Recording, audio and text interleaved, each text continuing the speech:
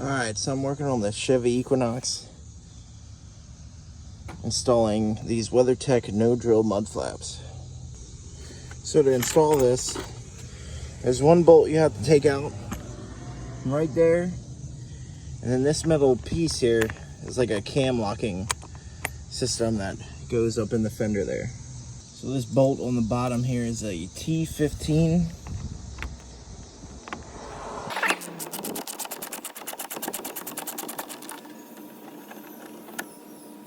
Now you want to have your cam as flat as you can there.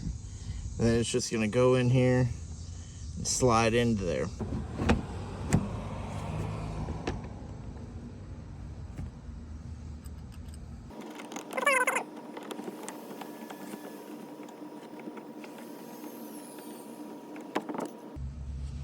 Now you can reinstall the lower bolt.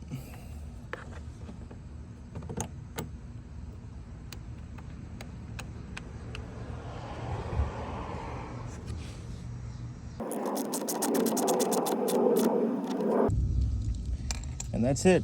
That's installed.